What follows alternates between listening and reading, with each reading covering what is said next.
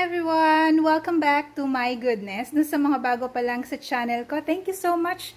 At don't forget to subscribe after the video. Now, we're going to bake another bread. Tawag ko dito ay glazed fruit and raisin bread. So, you can opt for just raisin bread or glazed fruit lang or combined. So, let's start with our ingredients. We're gonna be using bread flour. Right, and we have our milk. This time, I'm using fresh milk. Now, you can use evaporated milk, just like what I've used before. Vegetable oil, iodized salt. Then, I have 1 egg, which is room temperature. My yeast, and this is instant yeast. This is light brown sugar. You can use also white sugar, or brown sugar would be fine. Just a teaspoon of vanilla. And now, on our fillings, on the bread, ito yung ilalagay natin. This is glazed fruit. This is the one that we put on fruit cake na wala nga lang taste ng wine. So, it's just preserved fruits. Now, I also have here raisins. So, depende sa inyo kung gaano kadami yung ilalagay nyo. But I will show you how to do it para matatansya nyo yung mga ingredients. This is the egg wash that I have used before. Pwede mo kasing i-keep lang siya sa fridge. Pwede pa naman siyang gamitin. This is composed of 1 egg with 1 tablespoon of water. And then this is the loaf that we're gonna be using. So you can choose actually whatever loaf pan. Okay lang naman yun. Kasi ang gagawin naman nyo is susukatin nyo bago nyo ilagay. Alright, so let's go ahead and we'll start our baking now. Okay, so guys, just like what we're doing every time na gumagawa tayo ng bread, we make sure to warm our milk to at least 110 degrees Fahrenheit up to 120 or 130 degrees Fahrenheit. Yun ang pinaka-maximum pag instant yeast ang ginagamit natin. Now, I'll put this in the microwave for 30 seconds and I'll get back to you. Alright, so guys, ito na yung ating warm milk. Now, what we're gonna do is we'll add the instant yeast dun sa milk natin. So, even if I'm using instant yeast, I always make sure na ilagay na dito yung yeast para mabilis siyang mag-activate, tapos mabilis ding umalsa yung ating dough. Although, pwede man naman siya i-mix directly dito sa flour. But I have, experimented na talagang mas mabilis ko mapaalsa yung bread kapag dinidirekta ko dito yung yeast, kahit na instant yeast siya.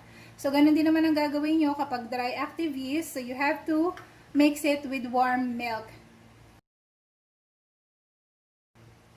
Alright, so nilagay ko na yung yeast. Then, I will add the sugar. Kasi yung yeast, ang pagkain niya is yung sugar para mabilis siyang mag-activate. Lalo na kung nasa warm milk siya or water. Para pag pinaalsa natin siya mamaya, sa first proofing natin, mabilis tayo makapagpaalsa. Okay, so I have mixed it already. Then I will put this sa aking flour. So I'm just making a well. Lagay natin dyan. Oops, okay. And then just empty the cup na ginagamit nyo. And the next, guys, would be our oil. Lagay lang lahat. So, madali lang ito. Then, we'll beat the egg.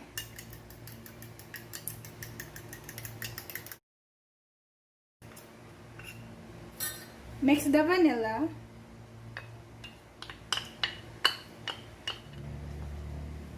So, I have my salt here. Mix ko muna.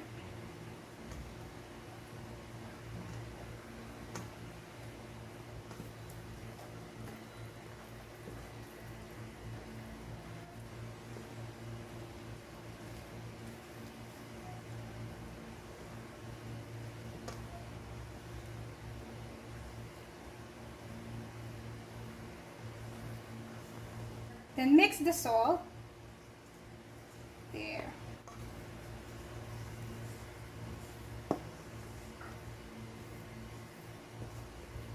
Alright. So, ililipat ko na siya dito sa aking kneading mat. Okay, scrape off natin yung mga gilid. And then transfer.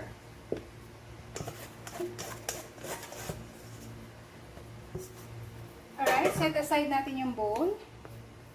Mag-start na tayong mag-mix at knead at the same time. So, you have to time yourself. Mag-start ka mag-time kapag nakita mo na naging firm na yung dough natin. And then I have here my bread flour. Just in case I'll be needing more. Should be 15 minutes na ini-knead natin. Ganyan. Fold and push. Fold and push. And then, pwede nyo ihampas-hampas na ganyan para lumabas yung gluten. Yep. Okay, so I'll get back to you once I'm done with my kneading process. Alright, so guys, na-knead na natin yung ating dough for 15 minutes. So, ganito na siya kakinis. Pag matigas yung dough natin, ibig sabihin na padami natin yung flour. Just add 1 tablespoon of oil dito sa dough. Lagay lang sa loob, tapos mix na ganyan. Then, knead mo siya ulit.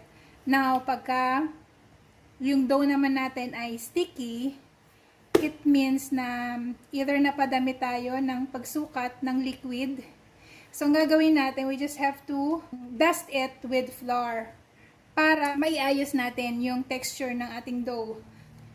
So, kung sticky yung dough nyo guys, sa next na pagluluto nyo ng bread, babawasan nyo yung liquid.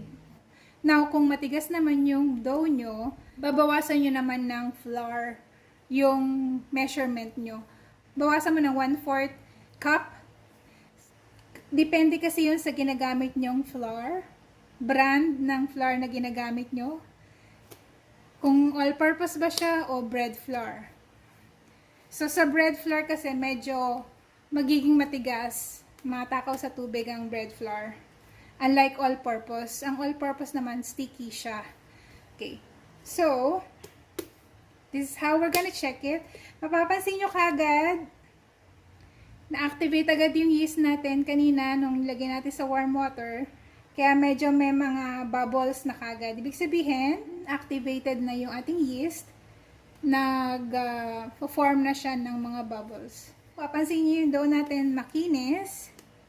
And then, pag ginawa natin yung dimple test, poke mo siya, bumabalik ka agad. So, meaning, stretchable na yung ating dough. Yep. Ang gluten, yun ang nagkukos para maging stretchable yung dough. Yung stretchable na dough kasi, pag sa tinapay, ito yung, pag pinupunit mo yung tinapay, ganyan siya. Stretchable. Hindi yung pag pinunit mo yung tinapay, nagka-crumble. Maraming crumbs. So, yun, hindi siya namasa ng mabuti kapag crumbly yung bread nyo. Yun yung pinalalabas natin, yung gluten. And then, there's also another way, do the window pane. So, just stretch the dough. Kapansin nyo, stretchable na siya. Nababanat nyo na. Yan. Pag hindi pa yan maayos, hindi nyo mababanat na ganyan yan. Mapupunit yan kaagad. Yan. So, okay na to. So, ang gagawin ko, bibilugin ko lang to. And then, this is ready for our first proofing. Ito yung favorite ko eh. Pag binibilog-bilog mo siya ganyan. Ang cute. Alright, so here's our bowl. Lalagyan ko siya ng konting oil.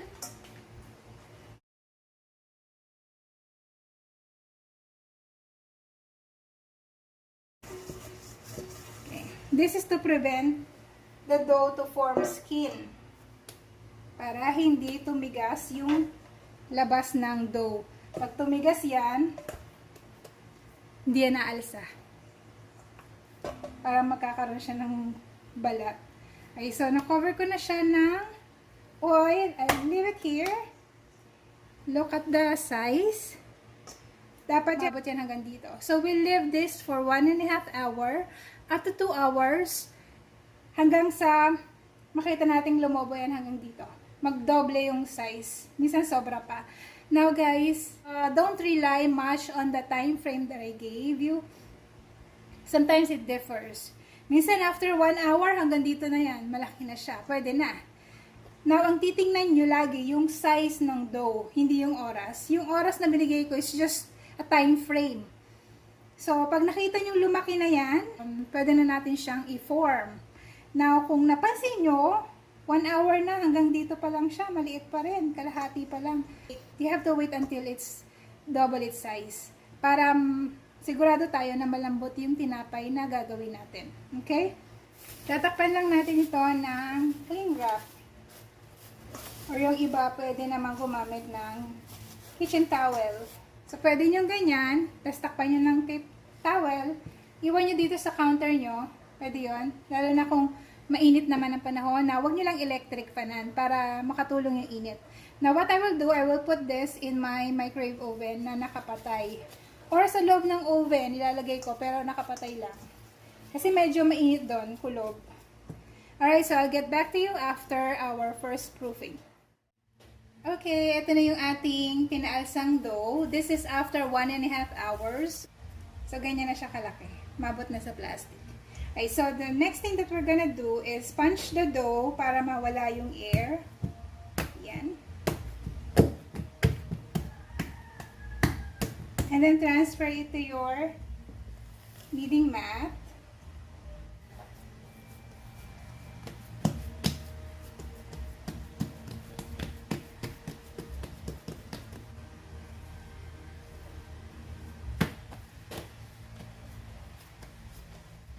Kung meron kang weighing scale, then use your weighing scale para mahati nyo siya ng equal. Now, kung wala naman kayo weighing scale, then use your kneading mat para matansya nyo. Or, you can just eyeball it. Divide it into 4. Okay. It's gonna be 1, and then this one is, get the middle. So we have that and this dough.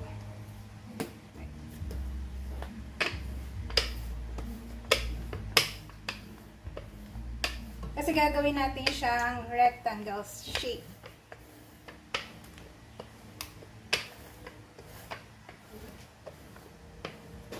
Na dapat kasya siya yung haba.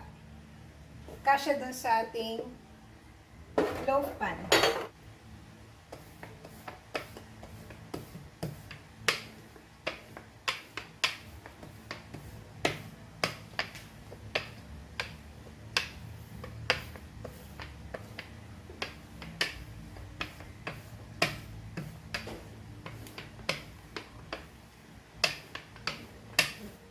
So at the same time, pag ginagamitan natin siya ng rolling pin, pumuputok yung mga bubbles para hindi butas-butas yung tinapay natin.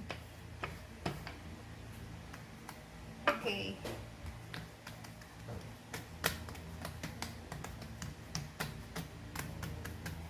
So this is already okay. And kasi mag-shrink pa yan. Tapos lalagyan nyo na siya nung toppings na gusto nyo. So, you can mix actually. Kawa, ang gusto nyo ay ganito, yung glazed fruit. You can also add nuts if you want. Then I will mix with raisins. Pwede rin naman kayong gumawa na raisins lang ang ilalagay niyong palaman. So, depende sa gusto nyo. Alright. So, after nyan, bibilugin nyo lang or i-roll na maliliit, dahan-dahan.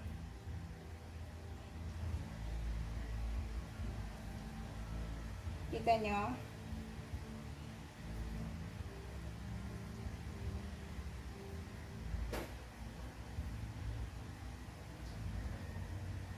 Now, merong isang klaseng glazed fruit na nabibili sa mga baking store. Yung imported siya. Mas maliliit yung pagkakachop.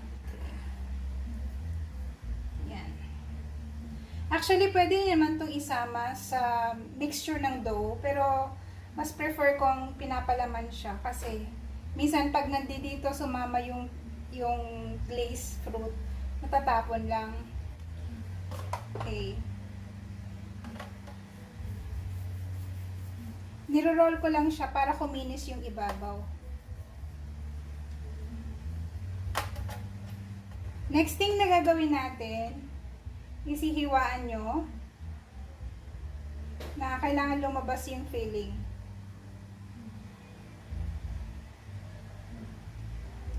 May ka-slit na lalabas yung filling niya. Makikita.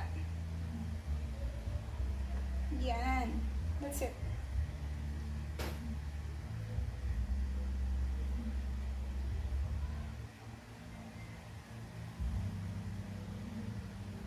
There you go. Bago natin ilagay yung bread, lalagyan lang natin ng oil. So, i-grease lang natin para hindi dumikit yung ating bread. Then, lalagay na natin. Alright, so that's it. Tapusin ko lang lahat ito, and then I'll show you later on. So guys, ito na. Natapos ko na. So, I have here yung dalawang maliliit. Ang cute nilang tingnan. Yung mas malalaking konti. Yan. Right, so what we're gonna do, tatakpan lang natin ito either ng kitchen towel. Ganyan. Tapos lalagyan natin siya ulit sa place na medyo warm. So, sa akin, ipapatong ko lang siya sa ibabaw ng microwave ko para mainit sa taas ang temperature. Okay, so we'll have this proof. This is what we call the second proofing. This will take 45 minutes up to 1 hour. So, dapat, nakapansin nyo, dapat umabot yan hanggang dito. Lalaki siya hanggang dito sa taas ng ating loaf pan. Okay. So, I'll get back to you once this is done. Guys, after 1 hour, so ito na yung ating second proofing. Ayan. Pakita ko sa inyo. Tanggalin natin yung plastic.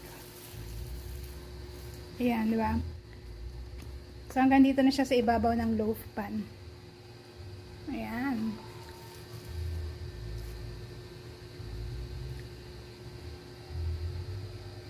Ito yung maliit.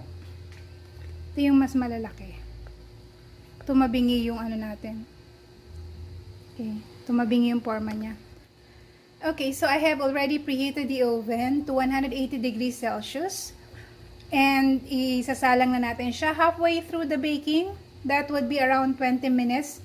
To turn around natin siya para mag-even cooking ang ating tinapay. Now, bago natin siya ilagay sa oven, lalagyan muna natin siya ng egg wash. I have here my egg wash. So this is a mixture of 1 egg and milk. So, ibabrush mo lang lightly yung ibabaw.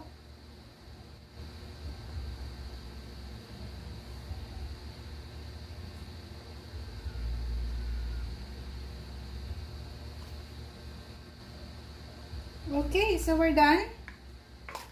So, ilalagay natin siya sa isang baking tray para mas madali nyong mababaliktad.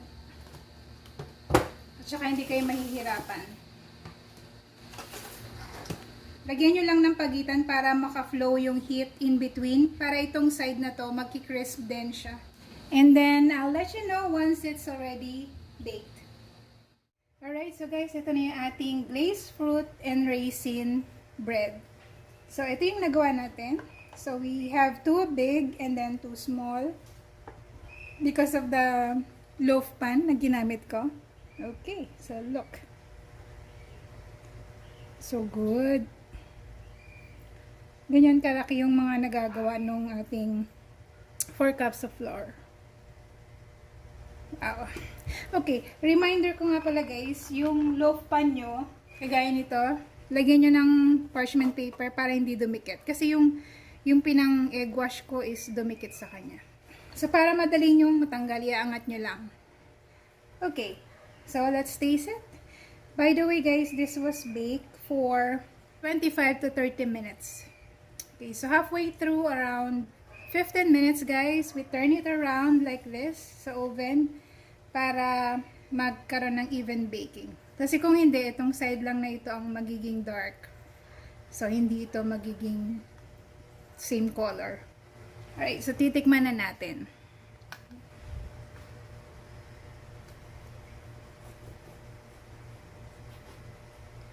Ayan oh, guys.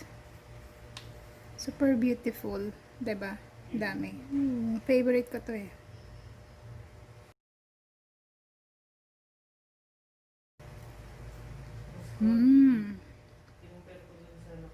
Lambot. The glazed fruit and the raisin add sweetness on the bread.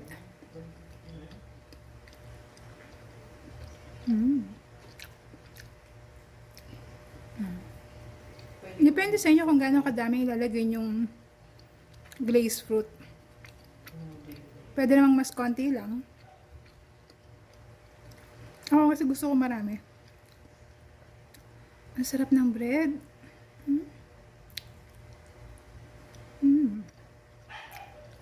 Grabe. Kahit yung tinapay lang wala ng palaman. Sarap.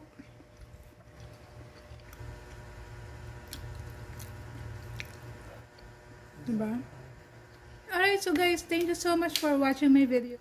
Don't forget to subscribe and click the bell notification button para na-inform kayo pag mayroon akong bagong upload. Now guys, kung di pa kayo nakasubscribe, subscribe naman kayo and let me know if you have questions. Have a great day everyone. Enjoy!